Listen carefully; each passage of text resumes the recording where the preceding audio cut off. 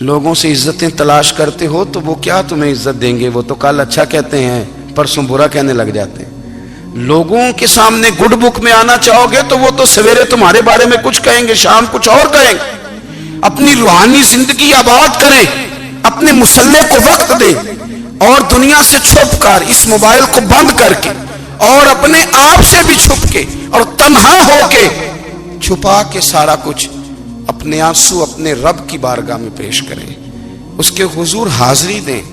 سنو نا ترمذی کی حدیث، اور اسے یاد رکھنا، نبی پاک علیہ السلام نے فرمایا اپنے دکھ لوگوں کے سامنے نہ بیان کرنا، سیٹھوں نوابوں کو نہ بتاتے پھرنا، دنیا داروں کے سامنے جا کے نہ رونا کہ میں تکلیف میں ہوں۔ فرمایا اگر دنیا داروں کو دکھ بتاؤ گے رب تمہیں کبھی غنی نہیں کرے گا۔ اور لوگ ہیں کہ الٹا مذاق اڑائیں گے آپ کی، جس سے بڑی پکی یاری ہے نا، پکی، وہ تب تک پکی ہے جب تک آپ نے 50,000 مانگا نہیں، اور جس وقت آپ نے کہہ دیا کہ میں مجبور ہوں میری مدد کر، تو پھر ختم ہو گئی دوستی۔ لوگوں کے تعلقات آپ کے ساتھ تب تک ہیں جب تک آپ ان سے کوئی ضرورت وابستہ نہیں کرتے۔ کریم محبوب فرمانے لگے بندوں کے سامنے دکھ نہ بیان کرنا، اللہ تجھے کبھی غنی نہیں کرے گا۔ تو اپنے دکھ اپنے رب کو بتا، تو دعائیں مانگ، تو اس کی بارگاہ میں حاضر ہو، تو اس کے حضور عرض کر۔ فرمایا اپنے دکھ اپنے رب کو بتا، وہ جلدی کرے یا دیر سے کرے تجھے ساری دنیا سے بے نیاز کر دے گا، تجھے کسی کا محتاج نہیں رہنے دے گا۔ اپنے مسلح کو، اپنی دعاؤں، ایک بزرگ فرماتے ہیں میں نے دعا مانگنے کا طریقہ اپنی بیوی سے سیکھا، دعا مانگنے کا طریقہ اپنی، سیکھنے والے تو اپنے بچوں سے بھی سیکھ لیتے ہیں، سیکھنے والے تو ہر ایک سے سیکھتے ہیں۔ وہ کہتے ہیں میں نے دعا مانگنے کا سلیقہ اپنی بیوی سے سیکھا ہے۔ حضرت وہ کس طرح؟ فرمانے لگے میری بیوی نے نا مجھے کوئی کام بتایا، کچھ پیسوں کی ضرورت کے لیے کہا، تو میں نے اسے کہا کہ بھئی ابھی میرے پاس نہیں ہے، کچھ دنوں میں آتے ہیں تو میں دے دوں گا۔ عورتوں کی عادت ہوتی ہے وہ بار بار یاد کراتی ہیں، 2-4 دنوں کے بعد پھر اس نے کہا حضرت وہ میں نے کہا تھا کچھ پیسے، میں نے اسے کہا کہ ابھی میرے پاس نہیں ہے، کچھ دنوں میں ملتے ہیں تو میں تمہیں دے دوں گا۔ اس نے کچھ دنوں کے بعد پھر کہا حضور وہ میں نے کچھ پیسے کہے تھے۔ فرماتے میں نے ڈانٹ دیا، میں نے کہا کہ کیا تو روز مجھے شرمندہ کرتی ہے، کہا نا میرے پاس نہیں ہے، ہوں گے تو دے دوں گا، تو روز یاد کراتی ہے۔ فرماتے ہیں اس نے پہلے تو میری ڈانٹ کو سہا، پھر میرے سخت جملوں نے اس کی آنکھوں میں آنسو پیدا کر دیے، پھر اس نے اپنے آنچل میں اپنے اس دکھ کو سمیٹا، اور پھر اس نے ایک جملہ کہا تو میں رو پڑا، اور مجھے اپنے رب سے مانگنے کا طریقہ آ گیا۔ مجھے کہنے لگی حضرت جی آپ نے ڈانٹ دیا میں نے سہ لیا، پر آپ ہی میرے شوہر ہیں، بتائیں نا آپ سے نہ کہوں تو میں کس سے جا کے کہوں۔ فرماتے ہیں میں رو پڑا، اور میں کھل کے رویا، اور میں تڑپ کے رویا، اور پھر میری سسکیاں بند گئیں۔ تو مجھے کہنے لگی آپ کو کیا ہوا؟ میں نے کہا مجھے بھی دعا مانگنی آ گئی ہے، جب میں اسے کہوں گا نا اللہ تو ہی میرا رب ہے، میں تجھ سے نہ کہوں تو میں کس سے جا کے کہوں؟ میں کیوں کسی بندے سے سوال کروں؟ میں کیوں کسی دنیا دار سے کہوں؟ میں تیرے بندوں کا، نیک بندوں کا وسیلہ لے کے، تیرے محبوب کی غلامی لے کے تیری بارگاہ میں آئیں، تجھ سے نہ مانگوں تو کس سے مانگوں؟ سمجھ آ گئی ہے؟ جب میں اس رنگ میں مانگوں گا تو پھر رب میرے اوپر بڑا ہی فضل فرمائے گا، وہ میرے اوپر بڑی رحمت کرے گا، وہ میرے لیے آسانیاں کرے گا۔ عزیز دوستو، ہم اس طرح کرنے لگ گئے ہیں کہ ہم نے نا اپنے تعلقات پر اعتماد کرنا شروع کر دیا ہے۔ میرے تعلقات بہت ہیں، ہم نے اپنی دولت پر اعتماد کرنا شروع کر دیا ہے، میرے پاس دولت بہت ہے۔ ہم نے اپنے علم پر، اپنی شہرت پر اعتماد کرنا شروع کر دیا ہے کہ میرے پاس فلاں چیز بہت ہے۔ یاد رکھنا جب بے نیاز اپنی صفت بے نیازی دکھاتا ہے تو بڑی بڑی دولتوں والے مجبور نظر آتے ہیں۔ بھائیو جب انسان کا رشتہ اپنے مالک کے ساتھ ہوتا ہے پھر تو غم بھی کچھ نہیں کہتے، پریشانیاں بھی کچھ نہیں کہتی، پھر تو زندگی صبر والی، پھر تو زندگی توکل والی، پھر تو زندگی بھروسے والی، پھر انسان اپنے آپ کو رسوا نہیں کرتا، دنیا داروں سے امیدیں اس کی ختم ہو جاتی، امیدیں اللہ رسول سے لگا لیتا ہے، مضبوط ہو جاتا ہے، مضبوط، طاقتور ہو جاتا ہے، خوددار ہو جاتا ہے، باوقار باعزت ہو جاتا ہے۔ حضرت بہلول دانا رحمت اللہ علیہ بیٹھے تھے تو ہارون رشید حج کر کے آ رہا تھا، تو رستے میں حضرت شیخ سے ملاقات ہو گئی تو السلام علیکم کے بعد کہنے لگا حضور کوئی حکم ہو تو بتائیے گا. تو حضرت بہلول دنا فرمانے لگے تیرا رب کون ہے؟ اس نے کہا اللہ. تو فرمایا میرا کون ہے؟ کہا اللہ. فرمانے لگے تو بڑا ہی بیوقوف ہے، کیا تو یہ سمجھتا ہے کہ رب ہارون رشید کو تو دے گا اور بہلول دانا کو بھول جائے گا؟ تیرا بھی وہی رب ہے، میرا بھی وہی رب ہے. اس نے اگر تجھے دے کے آزمایا ہے تو ہو سکتا ہے مجھے نہ دے کے آزما رہا ہو. جب اس کی حکمت کے تقاضے ہوں گے تو عطا کرے گا اور دے گا. تو جا اپنا کام کر. بھائی اپنی روحانی زندگی، اپنی عبادات، اپنے وظائف، اپنے روزمرہ کے معاملات، اپنی دعائیں، اپنا استغفار. دیکھو کوئی مشکل کام تو نہیں 2 رکوع ہیں سورہ واقعہ کہ اگر رات کو پڑھ لی جائے تو. میں کس طرح یہ بات بیان کروں کہ تعویذ بانٹنا آسان ہے اور وظیفہ بتانا مشکل ہے. سارا دن تعویذ بانٹیں تو لوگ لینے کو تیار ہیں، اور اگر آپ وظیفہ بتائیں تو کہتے ہیں تو مشکل کام ہے. او خدا کے بندے، اگر آپ کا تعلق قرآن پاک کے ساتھ مضبوط ہو، قرآن پاک کے ساتھ اگر آپ کا رشتہ ہو، لوگ سفارشیں ڈھونڈتے ہیں نا دنیا میں کوئی تعلق مل جائے تو میرا کام ہو جائے. دنیا میں اتنا مشکل معاملہ ہے، آخرت میں مجھے بتائیے گا کتنا مشکل معاملہ ہوگا. میرے نبی پاک صلی اللہ تعالی علیہ وسلم نے فرمایا جو لوگ سورہ ملک پڑھا کرتے تھے نا، سورہ ملک، یہ سورت ملک قیامت میں ان کی سفارش کرے گی اور اس طرح کرے گی کہ کہے گی اے اللہ یہاں اس بندے کو جنت میں داخل کر دے یا مجھے قرآن پاک سے علیحدہ کر دے. تو رب فرمائے گا جا اس کا دامن تھام کے اسے جنت تک پہنچایا. آپ بات کو سمجھیں، جب آپ کے تعلقات اپنے معاملات کے ساتھ مضبوط ہوں گے.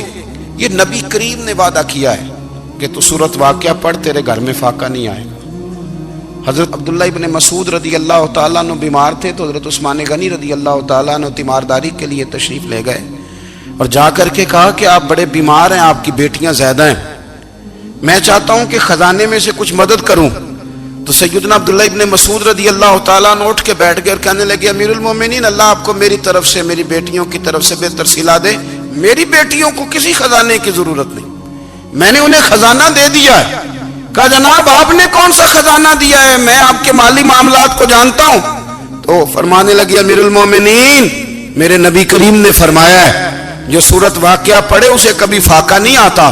میں نے بیٹیوں کو یاد کرا دی ہے، یہ خزانہ میں نے انہیں دے دیا ہے. وہ سارے والدین سنیں جو بیٹیوں کے لیے پریشان رہتے ہیں. حضرت عبداللہ ابن مسعود نصیحت کر رہے ہیں، فرمانے لگے میں نے سورت واقعہ یاد بھی کرا دی ہے، پڑھنے کی عادت بھی ڈال دی ہے. حضور نے فرمایا ہے جو سورت واقعہ پڑھے اسے فاقہ نہیں آتا. کہنے لگے چاند تو اپنی جگہ چھوڑ سکتا ہے، سورج گر سکتا ہے، تارے ٹوٹ سکتے ہیں، پر مدینے والے رسول کی بات غلط نہیں ہو سکتی. حضور نے فرمایا فاقہ نہیں آئے گا تو انشاءاللہ کبھی بھی نہیں آئے گا. کرنے کا کام یہ ہے کہ ہم اپنے معاملات، اپنی عبادات، اپنی دعائیں کبھی 10 منٹ عادت ہو جائے نا دعا مانگنے کی علیحدہ سے رات کو. حضور نے فرمایا جو فرض نماز کے بعد دعا مانگے اللہ اس کی قبول کر لیتا ہے. نبی پاک صلی اللہ تعالی علیہ وسلم نے فرمایا اللہ مسافر کی دعا قبول فرماتا ہے. حضور نے فرمایا اللہ مظلوم کی دعا قبول فرماتا ہے. حضور نے فرمایا بیمار سے دعا کراؤ اللہ اس کی دعا قبول فرماتا ہے. میرے نبی پاک نے فرمایا ماں باپ جب بھی اولاد کے لیے ہاتھ اٹھائیں، ویسے تے بلے شاہ تو آسمانی اڑ دیا ہی پھڑ دیں، جڑا گھر بیٹھا انہوں بڑھیا ہی نہیں. حضور فرمانے لگے ماں باپ جب بھی اولاد کے لیے دعا فرمائیں اللہ ان کی دعا کو قبول کرتا ہے. آپ اپنا تعلق بنائیں دعا کے ساتھ، عبادت کے ساتھ، مصلی کے ساتھ رشتہ بنائیں، استغفار پڑھیں. صلاح الدین ایوبی صلیبی جنگوں میں تھے، رات کو مسجد اقصی میں نماز پڑھی تو پریشان تھے. ایک بزرگ سے ملاقات ہوئی تو وہ کہنے لگے کہ آپ بڑے پریشان ہیں. کہنے لگے حضور پریشان اس لیے ہوں کہ پہلے ہی مسلمان کمزور ہے، اب میں نے سنا ہے دشمن کا ایک بحری بیڑا وہ جنگی سامان سے بھرا ہوا آ رہا ہے، تو اب ان کے پاس اور تلواریں اور نیزے آ جائیں گے، مسلمانوں کے پاس پہلے ہی وسائل کی کمی ہے، پریشان ہو کس طرح کر کے مقابلہ کریں گے. یہ بات کہتے ہی صلاح الدین ایوبی نے بزرگوں سے کہا حضور آپ بھی دعا کرنا. دعا کی بڑی طاقت ہے. میرے نبی پاک نے فرمایا دعا مومن کا ہتھیار ہے. دعا مومن کا، دعا مومن کا. حضور نے فرمایا تقدیر کو سوائے دعا کے کوئی چیز نہیں بدل سکتی. دعا مومن کا ہتھیار ہے. یہ کافر کے پاس کوئی نہیں، یہ ہتھیار ہے مومن کا. اللہ کرے آپ کو سمجھ آئے. پھر سنیں، کئی بار کہہ چکا ہوں یہ ہتھیار ہے. کافر کے مقابلے میں جو تیرے پاس سب سے بڑا ہتھیار ہے وہ دعا ہے. دعائیں کرانی چھوڑ دی، کرنی چھوڑ دی، لینی چھوڑ دی. حضرت سیدنا انس بن مالک رضی اللہ تعالیٰ عنہ فرمایا کرتے تھے میں نے وہ رنگ دیکھا ہے جب حضور دعا مانگتے تھے اور حضور کی مقدس آنکھوں میں آنسو بھی ساتھ ہی بہا کرتے تھے. میں نے وہ انداز دیکھا ہے. تو صلاح الدین ایوبی بزرگ سے کہنے لگے آپ بھی دعا کیجیے، اور خود رونے لگے اور سر سجدے میں رکھ کے رونے لگے اور عشاء سے لے کر فجر تک روئے، خوب روئے. صبح وہ بزرگ آئے تو صلاح الدین ایوبی کا خوبصورت اور ہنستا ہوا چہرہ دیکھا. کہنے لگے آپ بڑے خوش ہیں، رات تو میں نے بڑے روتے ہوئے دیکھا تھا. تو کہنے لگے حضور وہ جو بحری بیڑا آ رہا تھا نا وہ پانی میں ڈوب گیا ہے، اب وہ نہیں آ رہا. ابھی خبر آئی ہے تو میں بڑا خوش ہوں. بزرگ کہنے لگے اٹھ سینے سے لگ اور سن ایک بات، وہ بحری بیڑا پانی میں نہیں ڈوبا، وہ تیرے آنسوؤں میں ڈوب گیا ہے. وہ جو تو رات رویا ہے نا رب کریم کی بارگاہ میں تو وہ ڈوب گیا ہے. حضرت عائشہ صدیقہ رضی اللہ تعالیٰ عنہ فرماتی ہیں ایک عورت تھی اور اسے نبی پاک صلی اللہ تعالیٰ علیہ وسلم نے نا وہ کلمہ پڑھ کے مسلمان ہوئی، مدینہ طیبہ آ گئی تو حضور نے مسجد نبوی شریف میں اس کے لیے مکان، ایک سادہ سا کمرہ ساتھ مسجد کے بنوا دیا، وہیں رہنے لگی. اکثر وہ سیدہ طیبہ کے پاس آتی تو حضرت عائشہ صدیقہ رضی اللہ تعالیٰ عنہ فرماتی ہیں وہ بڑی باتیں سناتی اور آخر میں کہتی وہ ہار والا دن بھی بڑا عجیب دن تھا اور میرے رب کی قدرتوں کا دن تھا، وہ بھی بڑا عجیب دن تھا. سیدہ عائشہ صدیقہ رضی اللہ تعالیٰ عنہ ایک دن فرمانے لگی کہ تو ہار والے دن کا بڑا ذکر کرتی ہے، وہ کیا دن تھا؟ تو خاتون کہنے لگی اماں جی وہ دن تھا جب میرے رب پر بھروسہ اور مضبوط ہو گیا، جس دن میرا اپنے رب پر توکل اور بڑھا، میرے ایمان میں یقین میں اور پختگی آئی. کہنے لگی میں ایک گھر کی کنیز تھی، نوکرانی تھی. اس گھر میں ایک بچی تھی جس کے پاس سونے چاندی ہیرے جواہرات کا ہار تھا. اس زمانے میں نا چمڑے کے اوپر لوگ ہیرے جواہرات لگاتے تھے، کئی دفعہ سرخ رنگ کے چمڑے پہ لگائے جاتے تھے. وہ بچی پہنتی تھی تو کہتی ہیں وہ بچی کے اس نے اتار کے رکھا یا اس سے گرا وہ ہار تو چیل اسے اٹھا کے لے گئی گوشت سمجھ کے اور میرے سامنے اٹھا کے لے گئی. گھر والوں نے مجھ سے پوچھا، یہ بخاری میں موجود ہے، گھر والوں نے پوچھا مجھ سے کہ وہ ہار کہاں ہے تو میں نے کہا چیل اٹھا کے لے گئی. گھر میں کچھ چوری ہو جائے تو سب سے پہلا الزام کس پہ لگتا ہے؟ ملازمین پہ. کہتے انہوں نے مجھے بڑا مارا، بڑی تکلیف تھی، حتیٰ کہ میری شرمگاہ تک کی تلاشی لی، میری عزت اتنی خراب کی میں بتا نہیں سکتی. میں نے اپنی زندگی میں ایک واقعہ دیکھا، ایک امیر گھر میں چوری ہو گئی، ملازم کو اتنا مارا کہ وہ چارپائی پہ پڑ گیا.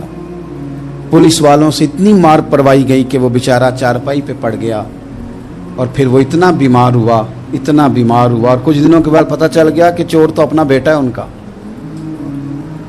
پھر اس کا انتقال ہو گیا. اب وہ سیٹھ صاحب اور گھر والے آ کے نا مرنے والے کے کان میں معافیاں مانگ رہے ہیں، کان میں. تو میں نے ان سے پھر کہا تھا کہ یہ تو اب چلا گیا ہے، تمہارا زور چلتا تھا نا تو تم نے قانون خریدا اور تم نے اسے جتنا ہو سکا تم نے اسے مار پڑوائی. تمہارے پاس جو عدالتیں تھی تم نے وہاں کاروائی کی، اب ایک عدالت قیامت کے دن لگے گی. یہ کمزور تھا نا، کچھ کر نہیں سکا.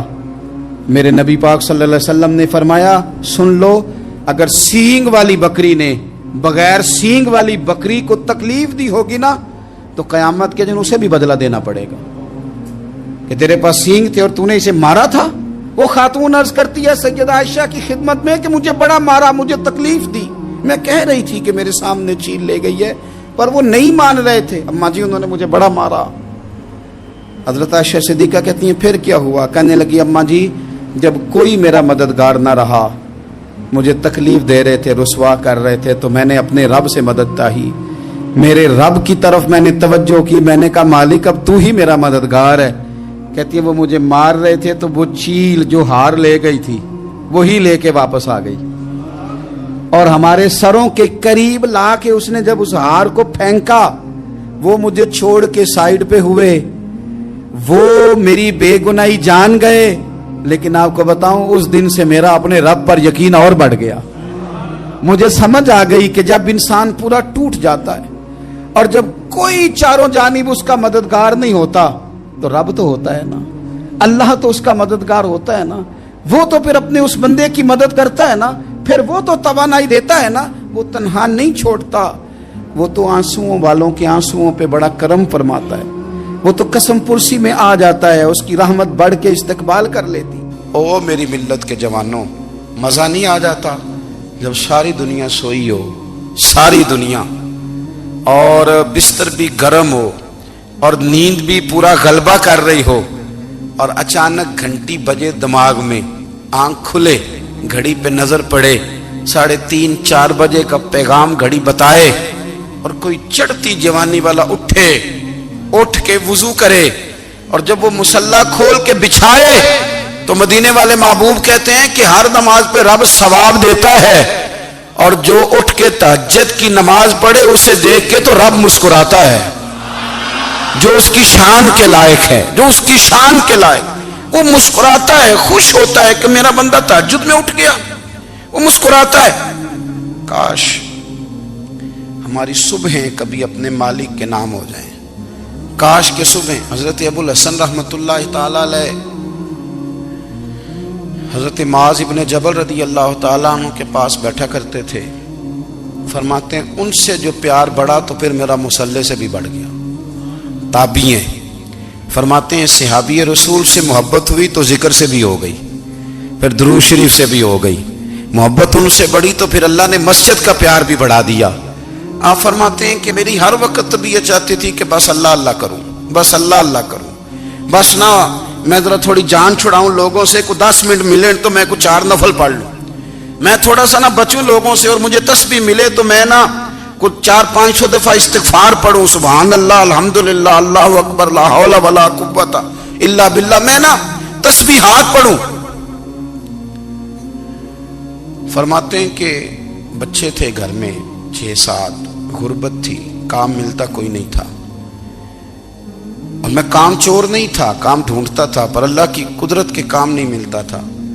फरमाते हैं कि मैंने एक दिन अपनी अहलिया से कहा कि आज मैं फिर जाता हूँ काम ढूंढने, तो मेरी बीवी बड़ी फर्मा बरदार थी, पर उस दिन ना गुर्बत के हाथों तंग आके कहने लगी, आज नाना कोई तू चीज लेके आया, तो मुझसे बच्चों की भूख नहीं देखी जाती है, सब रोगां दा